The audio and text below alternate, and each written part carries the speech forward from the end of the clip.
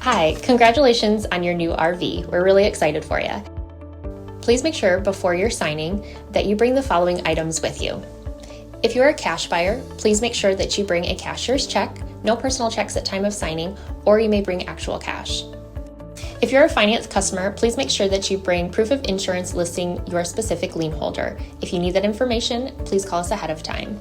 Also, make sure that you bring all valid driver's license of all persons that will be listed on the title. If you have a trade that you're trading in with us, please make sure that you bring your 10-day payoff as well as your title and all persons who will be listed on the title of that trade. Arrive 30 minutes early before your appointment time so we can properly inspect your unit, and also make sure that you have the fridge on and running prior to arrival. If you have any questions, please feel free to give us a call at 810-686-0710. Thanks so much. Have a great day. Hello, this is Mike with TradeWinds RV Center, here to congratulate you on your purchase of your Redwood 4001 LK fifth wheel. You guys have picked a beautiful unit. I'm here to walk you around it, show you how to use a few things, get the best out of your camping experience. Let's start by talking about arriving at the campsite. Hitchman's going to go over unhooking the hitch for you. A couple things I want you to take into consideration are your slides. Have your big slides on this side as well as on your campsite. So make sure nothing's going to hinder them from coming in or out. Park accordingly so that your slides can go in and out easily. Now I want you to think about where your water and electricity hookups are. Your water, turn on this light here, is going to be in here for your city water hookup when you're at a campsite. And your power comes out the rear of the unit. You got a retractable cord there, 50 amp service. So park accordingly so you can utilize the facilities at the campsite.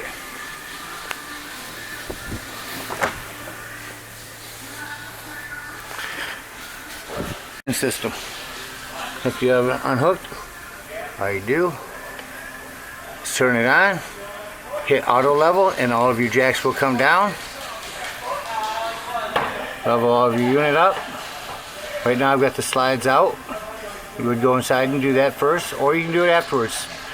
It really doesn't matter. When you leave the campsite, you'll just hit retract. It'll retract them all. This is if you're on some uneven ground. If you want to just bring a certain side up. Once you got unit level, stable, next thing you do is hook up your power and water. Again, as I said, your power hookup is on the back here. You hand pull it out, but power retract, help guide it in across it. At the end of your 50 amp service, in your convenience pack, you have a 50 to 30 amp dog bone, they call it. And if you need 30 amp to 110. Just remember, when running 110, you don't want to run like the fireplace and the AC. You got your power hooked up. Next thing you're going to do is hook up our water. Coming up here, you have your whole docking station. Starting with your city water, first and foremost, use a water pressure regulator. This water pressure regulator is going to reduce the water pressure to 40 to 50 psi, protecting the lines in your unit. So whenever putting water in, your city water, your black tank, use your water pressure regulator. Hook up your water pressure regulator. But before turning on your hose, let's find your hot water heater. Your hot water heater is over to the right of your entry door. All we're doing at this point is returning our rod and drain plug. May have left it out from the last time you were camping, so you want to go ahead and put that back in. Once you've got that back in secure, you can go ahead and turn that hose on. Now once that hose has been running for a little while, you're going to come up here to your pressure release valve, and you're going to pull on it, and it's going to release air out of the lines. Release air, and eventually you get a nice steady flow of water coming out of there. As soon as you do stop, then you know your hot water heater is full and you can light it from indoors. You do have an on-off switch down here. Only use that if you're hooked up to 110. Do not turn on your hot water heater from down here unless you're hooked up to 110 electricity. Otherwise, you'll do it from indoors. If your hot water heater isn't working, come out here, look to see if either one of these have bubbled out. If they bubble out, simply press it back in and it resets the hot water heater for you. Now if you're going camping and you're going to be dry camping and you don't have a city water connect, we'll find your potable water tank. I do want to come back over here real quick and talk to you about your control panel here, docking station. So for our city water, we wanted this down, green to the left, red up, blue to the left. Now we're hooked up for city water. We're plugged into the city connect down here. That's how you set up. Now if you're dry camping, that's down, that's over, your green is up, and your red is up. Fill up at the same spot. Burp your hot water heater the same way. But just remember, if you're using potable water, that's when you're going to want to turn on your water pump. You can do that from the control panel indoors. City inlet to the fixtures, set that way to fill up everything. Set it this way to winterize, and this is to sanitize. Here's your black tank flush, which we'll talk about when leaving the campsite. Black and gray tank handles. This is a spray port that this hose hooks up to. I'm going to spray some things off. You have a 110 out here. Your water filter. And cable and TV satellite hookups. Do you have a control panel out here, or light for your area out here? Got our water hooked up, electricity hooked up. We'll walk you around the unit, show you a few other things. This is your furnace heat release. If you run your furnace, steer clear of that, it'll get rather warm. Of course, your big slides. Wastewater holding tank. That's where your black tank is going to be flushed.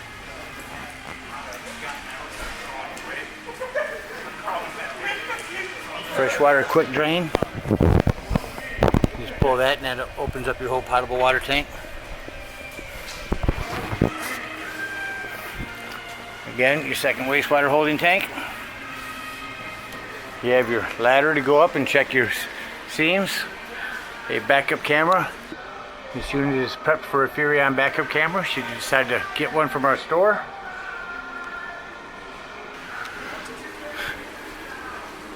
You have your slides.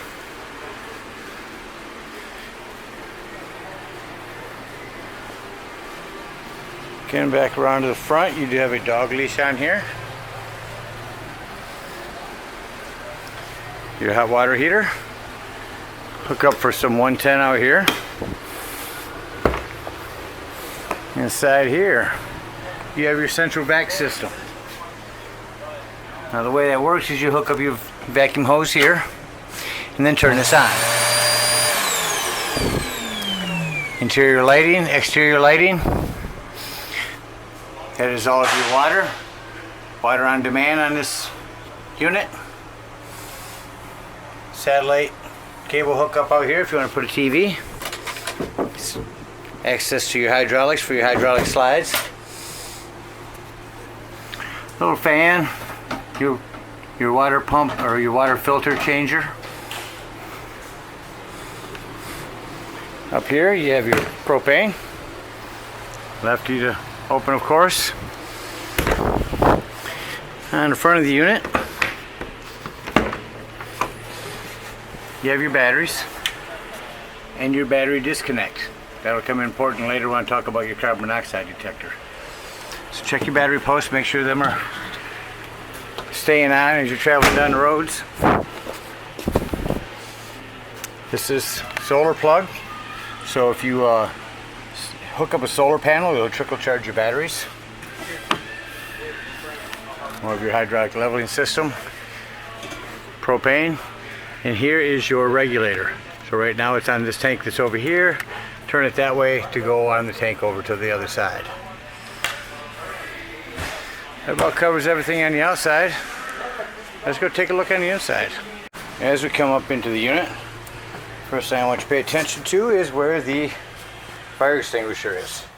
Make sure that you and everyone that's camping with you knows the fire extinguisher is by the entry door in case of an emergency. To the right as you walk in is your access panel to your fuses and breaker box. Looks like you've got mostly 15s, a 10, a couple 25s. I recommend grabbing a handful of those from our store. And then inside here, I'm going to turn on the hallway light here, is your control panel. I'll start at the top and then come down. So your holding tank has heating pads on them. Here's where you turn them on if you're in inclement weather. Here's a dimmer for all of the lights. Hold it back on and make them brighter. Here's where you turn on your Winegard satellite system. That's your inverter. Come down here and turn this on. Your passcode until you reset it is 0000. There's everything. I'll go to your slides real quick. I already opened them up, but your bedroom slide is on its own, and then all of the other slides are on this hydraulic slide.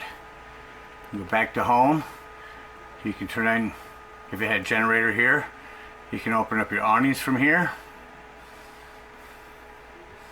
You can go back. You can turn on the HVAC system, turn on all your lights. Back button. Everything you need to turn on is right here. Water heater is where you turn it on if you're using it on gas. Turn it on here if you're gas or electric, and here if you're doing gas electric. Go back. You can also turn on your water heater, turn on your water pump here. Oh, that just turned it on, so don't have to go into it. As soon as you touch it, it turns it on. Security lights for outdoors. They're on. Exterior lights are on. Let's go around your unit. Next to your entertainment center here, this little switch here is for your fan. Down on the floor here is your 12-volt carbon monoxide detector. Now the reason I mention this 12 volt, it's always running off your battery. So should you decide to be gone for the day, use that battery disconnect up front so this doesn't run your battery down. Your lighting switches are everywhere throughout this unit. This is a wireless charger. If you have a smartphone that utilizes that, you just set it on there, it'll charge your phone up for you. Coming out here, you have a self-explanatory convection microwave. Lighting here. Your keys to your new unit. Coming over your stove, you do have an oven light and a front panel light for access. Turn it to your gas. Hit it on, press it in, and it turns it on. Again, push in and to the left, press for your spark. Same thing on the oven, last one's for your oven. Do you have a clock, 3 speeds of a fan, exhaust fan, light.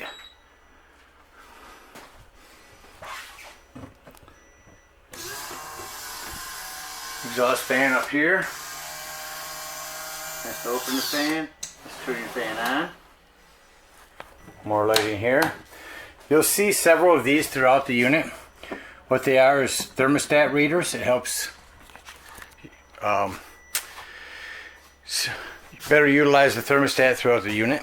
Reads the temperature. Little pop-up 110 and USB ports here. You just press that back down. Your television and sound bar. I do want to mention about your fireplace. They're not just for looks anymore. So if you're out camping and you're plugged in somewhere and it's a little chilly in the morning and you get up in the living room, turn on your heat. There's low, high. High will get it rather toasty in here rather quickly using their electricity instead of your gas by running your furnace. Coming up the hallway here, another thermostat reader. Coming into your bathroom here, got my lights. Another fan vent to open and turn on. Do you want to mention you do have your 110 with GFCI reset in this bathroom. Some plumbing to maintain, just keep an eye on it like you would at home. Behind the toilet and under the sink. Coming up here, you do have your slide pocket door. That is a magnet over here. Simply release that. Slide that over and the magnet holds that closed. Jerk on that. Lock this back over for travel. Come up here, you have your another Insignia TV. And turn some lighting on in here. Dimmer headed all the way down. So there's your wine guard satellite system. I want to show you have an adjustable bed as well. Bed down.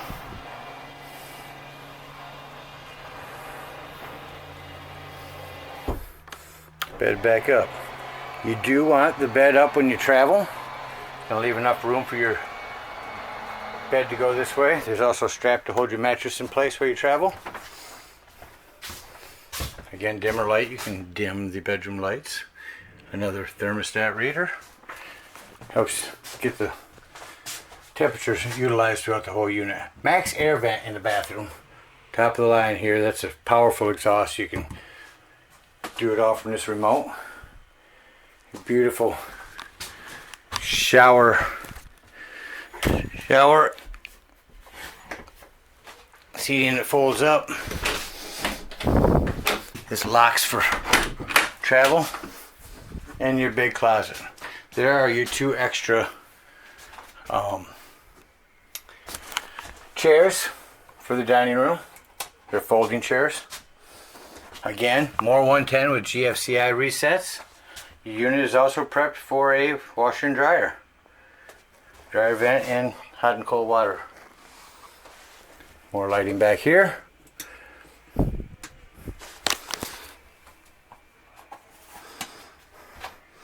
I think that about covers everything on the inside.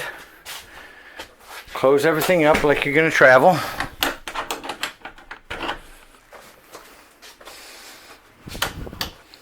Shut your lights off all throughout the unit. Now, what's nice about these bedroom lights is you can shut off yours, and you can shut off your individual one to read at night.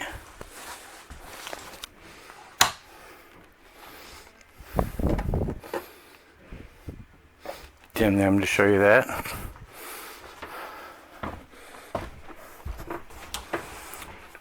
I go in here. Remember all zeros. So before closing these slides, just make sure that things are closed. There's no doors are here. Make sure nothing is on the floor hindering your slides from closing. That's the most important thing. There is a strap as well for your fridge. Strap that as you travel. When you get ready to leave, go ahead and shut off as many lights as you can.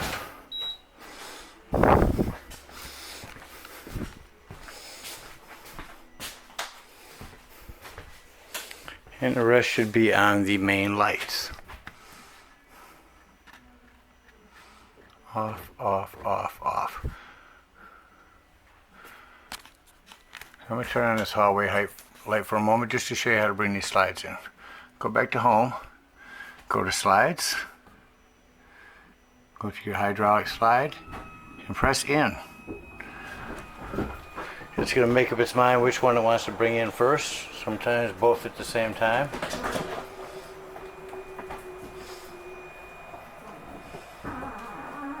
As you see, you want to make sure your recliners are closed. Just make sure nothing's going to impede any of these slides from coming in.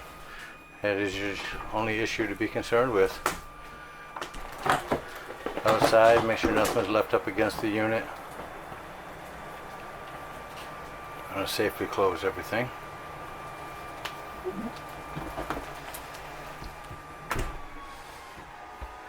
Now I shut off this other light and close the bedroom. As you're leaving your unit, make sure this door is all the way open before lifting up this. You see they're strut assisted, so they go up pretty easy. I'm not even touching them at the moment. Fold them into the door. See, you want to leave that, make sure it's open so that that doesn't hinder and catch on it. Close your door. Lock and deadbolt your unit. You don't want the horror story of your unit coming open. Lift and turn this handle. Come up here. Bleed your lines and pull your drain plug for your hot water heater. Put your hot water heater back on. Alright, bringing up your auto leveling system. You're just going to turn this back on and hit retract. That's going to bring everything back up. Head on up to the dump station. You're going to hook up your sewage hose here in the wastewater or sewage outlet. You're going to come back over to your dump station, docking station, and you're going to pull this black handle. This is for the front one. After you pull that black handle for a while, it sounds like it's no longer draining. You're going to use your water pressure regulator again and hook up to your tank flush. Leaving that handle open, run that tank flush for about 5 minutes. It's going to wash it out really good. Then shut that off, close that black handle, go to your other black tank.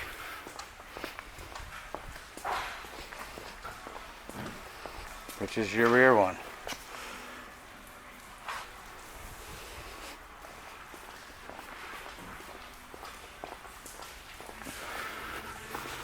Pull the handle. Again, repeat the process once it's empty of washing it out. Close it, and then you're going to pull your gray handle. Gray handle actually is going to be back up here, so you want to pull black and then gray up in the front, and then go back and do your black in the back. Close your unit up, and head on out. Oh, I do want to show you on your power cord. It is all retractable. You bring it in, just help guide it. Alright, hope you enjoy this trailer for many years to come. Happy camping.